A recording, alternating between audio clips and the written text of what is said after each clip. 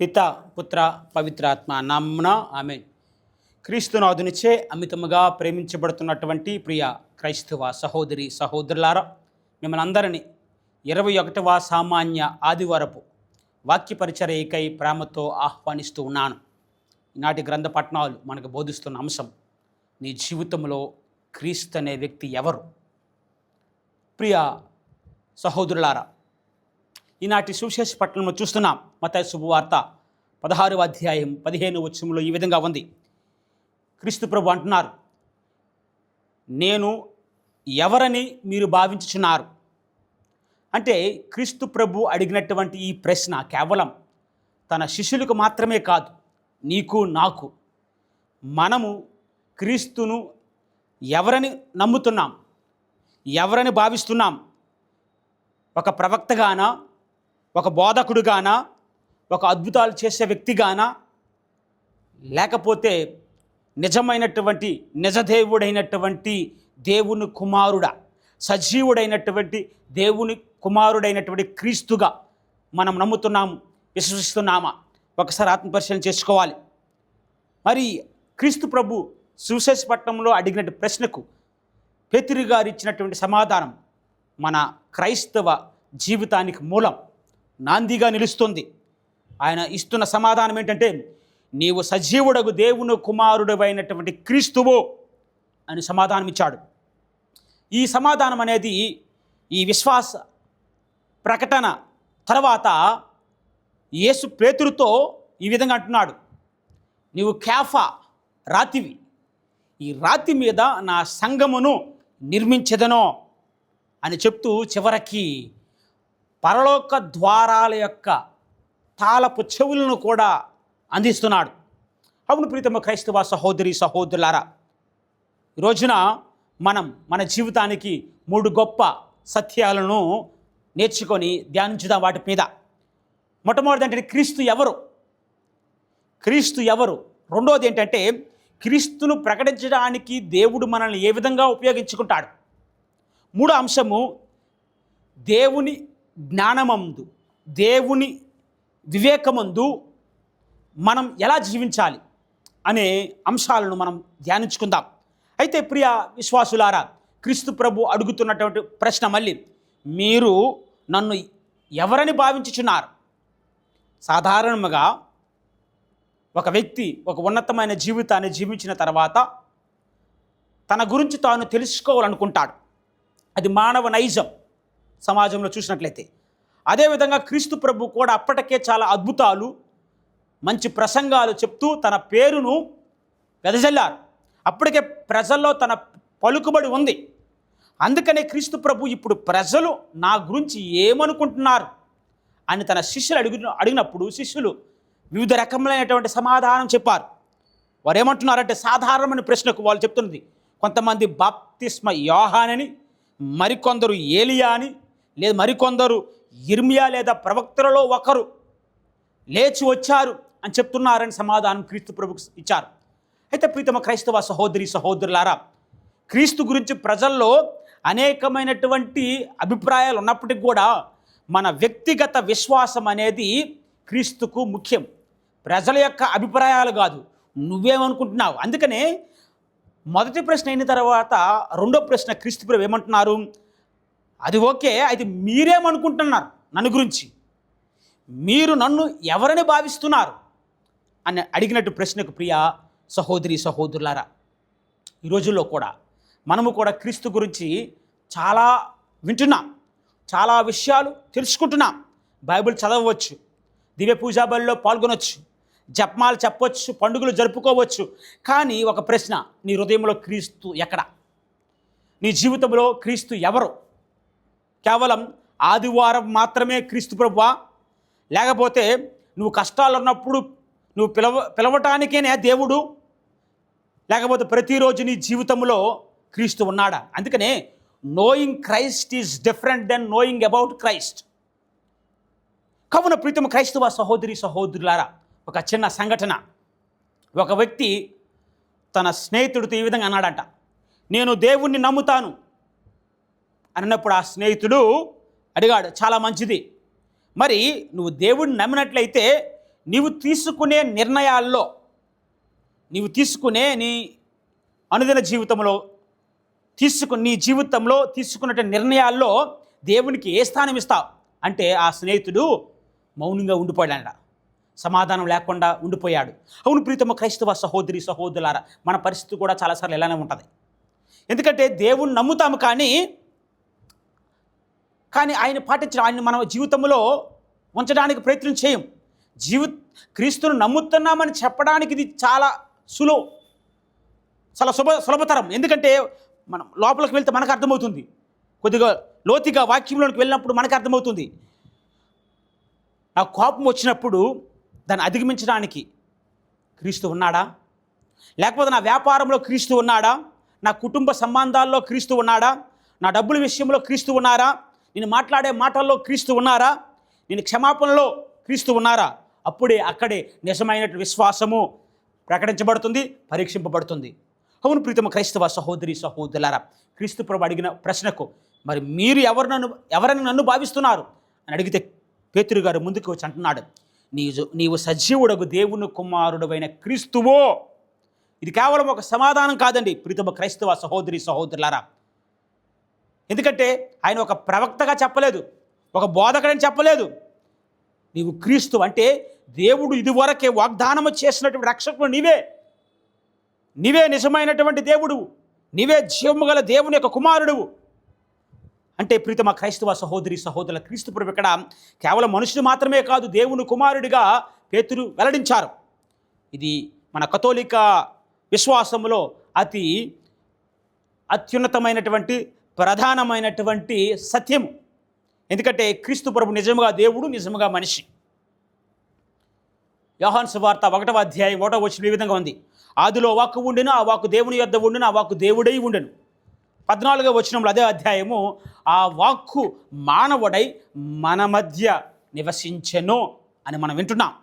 అందుకనే క్రిస్మస్ అనేది ఇది కేవలం ఒక శిశువు యొక్క, ఒక బిడ్డ యొక్క జన్మదినం కాదు, దేవుడే మనిషిగా మారినటువంటి మహా రహస్యం, గొప్ప పరమ రహస్యం. కావున ప్రీతమ క్రైస్తవ సహోదరి సహోదరులారా, పేతురు సమాధానం తర్వాత క్రీస్తు ప్రభు పేతురుతో చెప్పిన మాటలు చాలా ముఖ్యమైనవి. ఆయన అంటున్నాడు, యోనా పుత్రుడగు సీమోను, నీవు ధన్యుడవు. ఈ విషయంలో నీకు తెలియజేసినది ఎవరంటే నీ రక్త మాంసాలు కాదు, పరలోకమందున్న నా తండ్రియే నీకు ఈ విషయాలను ఎదిగిపరిచారు, తెలియజేశాడు అని చెప్పడం అంటుంటాం. మత్తయి శుభవార్త 16వ అధ్యాయం 17వ వచనంలో. అంటే పేతురు యొక్క విశ్వాస ప్రకటన, పేతురు యొక్క విశ్వాసం కేవలం మానవ తెలివితేటల వల్ల వచ్చినది కాదు, ఇది దేవుని యొక్క కృప. అందుకని మన విశ్వాసం కూడా దేవుని యొక్క వరమే, ఆయన కృపయే.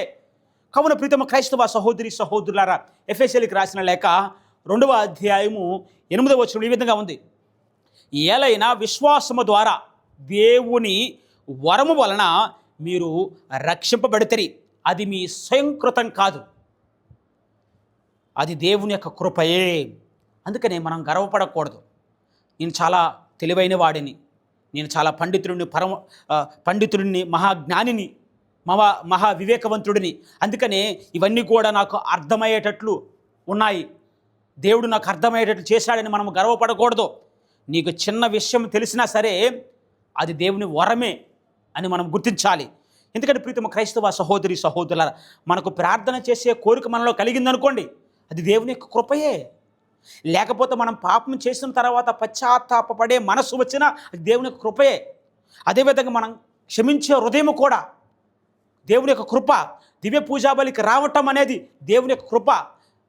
దేవుని యొక్క వాక్యాన్ని చదవటం, వినటం అనేది దేవుని యొక్క కృపయే, మన సొంత జ్ఞానం కాదు అది. కావున ప్రియ విశ్వాసులారా, పేతురు యేసుక్రీస్తును విశ్వసించిన తర్వాత ఆయన చెప్పిన మాట, నీవు సజీవుడకు దేవుడు కుమారుడు అని చెప్పిన తర్వాత క్రీస్తు ప్రభు అంటున్నారు, నీవు ధన్యుడవు, ఈ విషయం తెలియజేసిన నా తండ్రి ఇంకెవరు కాదు అని చెప్పిన తర్వాత క్రీస్తును విశ్వసించిన తర్వాత ఒక గొప్ప బాధ్యతను క్రీస్తు ప్రభు పేతురుకి అప్పగిస్తున్నాడు. నీవు పేతురువు, ఈ రాతి మీద నా సంఘమును నిర్మిస్తాను. ప్రియ క్రైస్తవ సహోదరి సహోదరులారా, ఇక్కడ రాతి లేదా బండ అంటే క్రీస్తు ప్రభువే స్వయముగా స్థాపించినటువంటి విశ్వాస సంఘానికి లేదా శ్రీ సభకు పేతురు పొందిన ప్రత్యేకమైనటువంటి బాధ్యతను సూచిస్తుంది ఈ మాటలు అనేవి. ఎందుకంటే రాతి లేదా బండ అనేది క్రీస్తు ప్రభువే స్వయముగా స్థాపించినటువంటి శ్రీ సభకు పేతురు పొందిన ప్రత్యేక బాధ్యతను సూచిస్తూ ఉన్నది. క్రీస్తు ప్రభు తర్వాత ఇలా అంటున్నారు, పరలోక రాజ్యపు తాళపు చెవిని మీకు ఇస్తున్నాను. రాతి మీద సంఘాన్ని నిర్మించిన తర్వాత ఈ అధికారాన్ని నీకు ఇస్తున్నాను అని ప్రభు అంటున్నాడు. అవును ప్రీతమ క్రైస్తవ సహోదరి సహోదరులారా, పరలోకపు తాళపు చెవులు నీకు అందిస్తున్నాను. భూలోకములో దేన్ని నిప్పుదువో అది పరలోకముందు ఇప్పబడును, భూలోకములో నీవు ఏది బంధిస్తావో అది కూడా పరలోకములో బంధింపబడును అని ప్రభు పలకడం మనం వింటున్నాం. మరి ప్రీతమ క్రైస్తవ సహోదరి సహోదరులారా, ఈ మాటలకు మొదటి పట్టణంలో ఉన్న మాటలకు చాలా దగ్గర పోలిక ఉన్నది. యెషయా గ్రంథం చూస్తే 22వ అధ్యాయము, మరి ముఖ్యంగా 22వ వచనం, 22వ అధ్యాయం 22వ వచనం ఈ విధంగా ఉంది. అక్కడ యెషయా ప్రవచనంలో ఎల్యాకీము అనే సేవకునకు దావీదు ఇల్లు యొక్క తాళపు చెవులని అందించడం చూస్తున్నాం మనం. నేను దావీదు వంశపు తాళపు చెవిని అతని భుజములపై ఉంచెదను, అతడు తెరిచిన దానిని ఎవడను మూయలేడు, అతడు మూసిన దానిని ఎవడను తెరవలేడు అని వాక్యం మనకి సెలవేయడం మనం వింటున్నాం. అవును ప్రీతమ క్రైస్తవ సహోదరి సహోదరులారా, మత్తయి సువార్త 16వ అధ్యాయంలో యేసు పేతురుకు పరలోక రాజ్యపు తాళపు చెవులు ఇస్తున్న దృశ్యానికి ఇది ప్రతిధ్వనిస్తుంది. అందుకనే కథోలిక బోధన ప్రకారం తాళపు చెవుల అధికారం అనేది దేవుని సంఘాన్ని, శ్రీ సభను పరిపాలించే ప్రత్యేకమైనటువంటి సేవా అధికారాన్ని సూచిస్తుంది. బంధించడం, విప్పడం అనే మాటలు, అనే పదాలు అనేవి బోధన, క్రమశిక్షణ, పాప క్షమాపణకు సంబంధించినటువంటి సంఘ అధికారాన్ని మనకి తెలియజేస్తున్నాయి. అందుకని ప్రీతమ క్రైస్తవ సహోదరి సహోదరులారా, కథోలిక సంఘంలో పేతురు సేవకు అతని వారసులైనటువంటి జగద్గురువులు, పోపుగారులకు ప్రత్యేకమైన స్థానం ఉంది. కానీ ఇక్కడ మనం ఒక విషయం గుర్తుపెట్టుకోవాలి. ఏంటంటే అధికారం అంటే ఆధిపత్యం కాదు. అధికారం అంటే ఆధిపత్యం కాదు, అది సేవ అని గుర్తించాలి. యేసుక్రీస్తు పేతురుకు తాళపు చెవులిస్తూ పేతురుతో అంటున్నాడు, ఏమంటున్నాడంటే నా గొర్రెలను మేపుము అని యోహాను సువార్త 21వ అధ్యాయం 17వ వచనంలో వింటున్నాం. అందుకని ఇక్కడ తాళపు చెవి అంటే సేవకు గుర్తుగా ఉంటుంది, అధికారం అంటే బాధ్యతకు చిహ్నంగా నిలుస్తుంది, న్యాయకత్వం అంటే గొర్రెల సంరక్షణ అని మనకి అర్థాన్ని ఇస్తుంది. కావున ప్రీతమ క్రైస్తవ సహోదరి సహోదరులారా, క్రీస్తు ప్రభు అంటున్నారు, నా సంఘమును నిర్మిస్తాను. ఆ సంఘమే నిజమైన గృహము. నా సంఘమును అన్నారు, గమనించండి, నా సంఘాలు అనలే, నా సంఘమును నిర్మిస్తున్నాను. అది పేతురిది కాదు, బిషప్ది కాదు, గురువుది కాదు, లేదా వ్యక్తుల యొక్క వ్యక్తిగత సంస్థ కాదు, లేదా మీ పాస్టర్ది కూడా కాదు. అది క్రీస్తుని సంఘం. అందుకని సంఘాన్ని ప్రేమించడం అంటే క్రీస్తుని ప్రేమించడమే. క్రీస్తుని ప్రేమించడమే. సంఘములో లోపాలు కనిపించినప్పుడు మనం నిరుత్సాహపడకూడదు. ఎందుకంటే సంఘములో పాపరహితుడైనటువంటి క్రీస్తు ప్రభువుతో పాటు బలహీనులైనటువంటి మనుషులు ఉన్నారు. కావున మన విశ్వాసము, అదేవిధంగా సంఘం మనుషుల వల్ల మాత్రమే అది నిలవట్లేదు. క్రీస్తు ప్రభు వల్ల, ఆయన కృప వలన, ఆయన మీద అది నిలుస్తుందని మనం నమ్మాలి.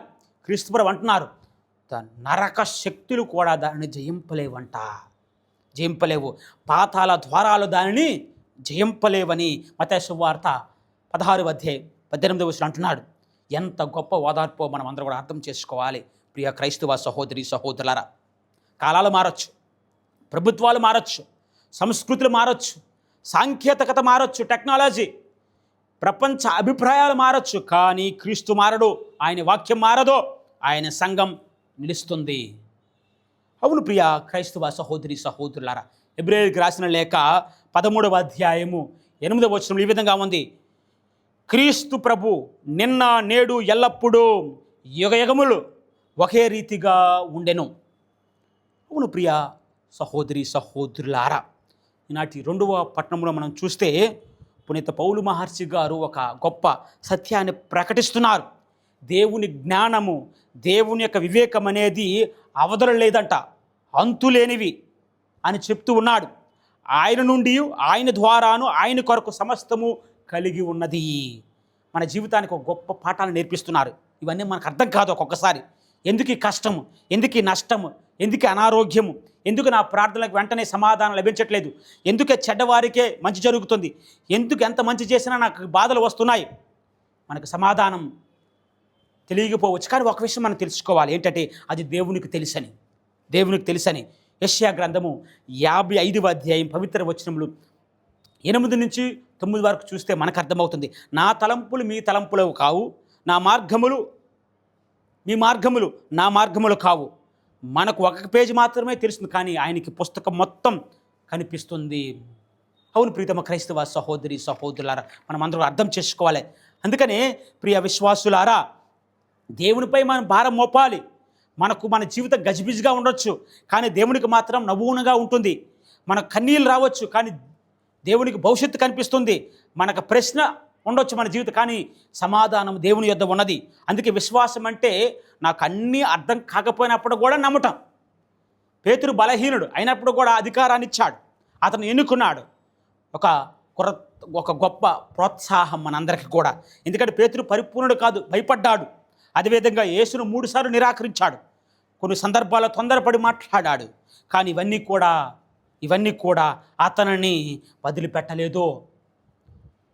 ఎందుకంటే దేవుడు పరిపూర్ణమైనటువంటి మనుషులు మాత్రమే ఉపయోగించడు. తన కృపకు విధేయతతో తమను తాను అప్పగించుకున్న వ్యక్తులను కూడా, మనుషులను కూడా ఉపయోగిస్తాడని మనం గ్రహించాలి. 1 కొరింథీయులకు రాసిన లేఖ 1వ అధ్యాయం 27వ వచనం ఈ విధంగా ఉన్నది. వివేకవంతులను సిగ్గుపడులు చేయుటకును, లోకముచే అవివేకులుగా భావింపబడిన వారిని దేవుడు ఎన్నుకొనును.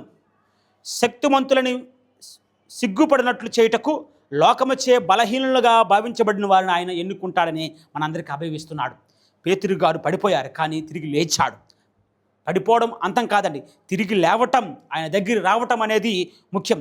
మత్తయి సువార్తలో మనం చూస్తున్నాం 20వ అధ్యాయం. పేతురు క్రీస్తును నిరాకరించిన తర్వాత బయటికి వెళ్ళంట వెక్కి వెక్కి వేడ్చాడు. అంటే ఇక్కడ వెక్కి వెక్కి వేడ్చడం అనేది బలహీనత కాదు, ఆ కన్నీటి ద్వారా ఆయన శుద్ధుడయ్యాడు. అందుకనే యోహాను సువార్త 21వ అధ్యాయంలో ప్రభు అతను అడిగారు, ఆయన ఏ విధంగా 3 సార్లు నిరాకరించాడు. క్రీస్తు ప్రభు 3 సార్లు నన్ను ప్రేమిస్తున్నావా అని అడిగాడు.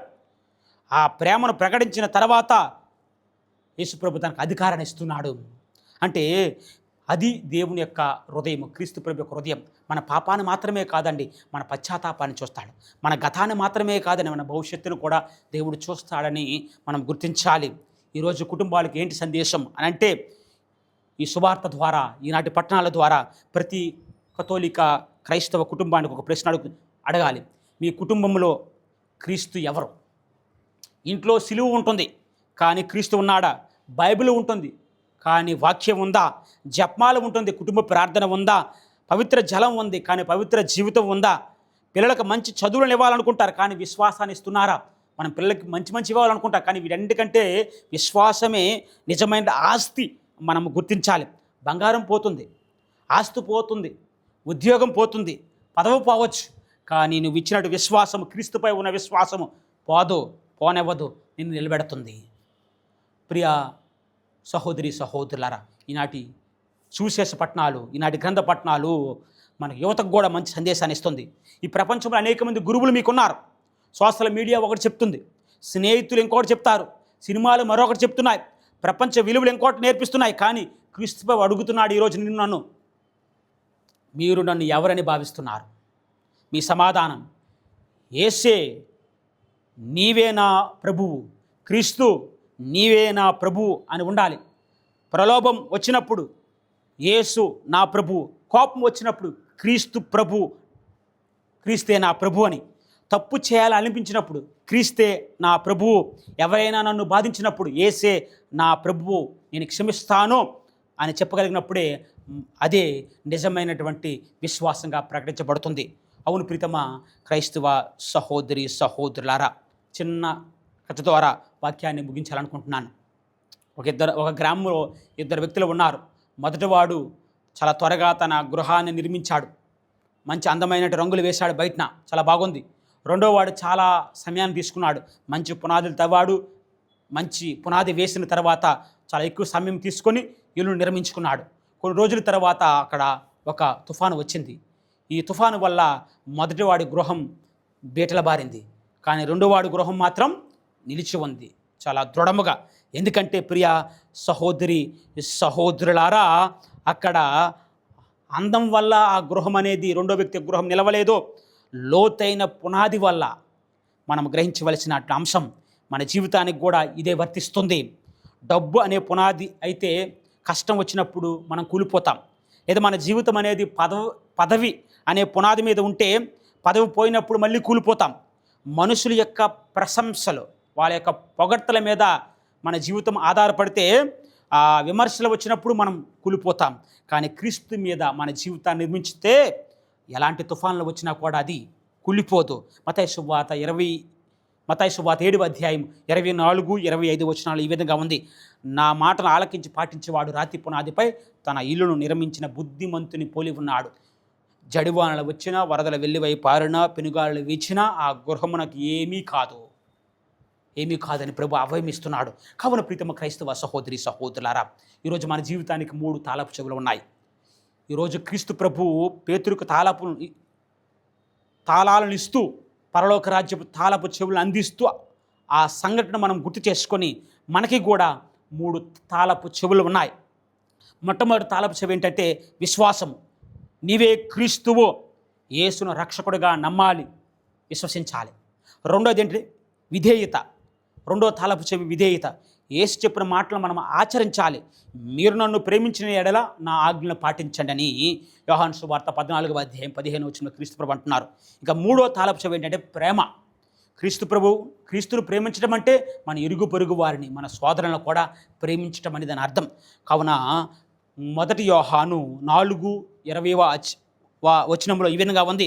ఎవరైనా తాను దేవుని ప్రేమిస్తున్నానని చెప్పుకొనుచు తన సోదరుని ద్వేషించినచో అట్టివాడు అసత్యవాది. తన కన్నులారా తాను చూచిన సోదరుని ప్రేమించో తాను చూడనటువంటి దేవుని ఏ విధంగా ప్రేమిస్తాడని వాక్యం మనకు సెలవిస్తున్నది. అంటే మన క్రైస్తవ జీవితం అనేది విశ్వాసము, విధేయత, ప్రేమ మీద ఆధారపడుతుంది. లేదా ఈ 3 కలిసే మన క్రైస్తవ జీవితం. కావున ప్రీతమ క్రైస్తవ సహోదరి సహోదరులారా, విశ్వాసము, విధేయత, ప్రేమ అనే సుగుణాలను మన జీవితంలో అలవర్చుకొని మన క్రైస్తవ జీవితాన్ని మరింత పటిష్టం చేసుకోవడానికి కావలసిన శక్తిని ప్రసాదించమని ఈ దివ్య పూజాబల్లో ప్రార్థించుదాం.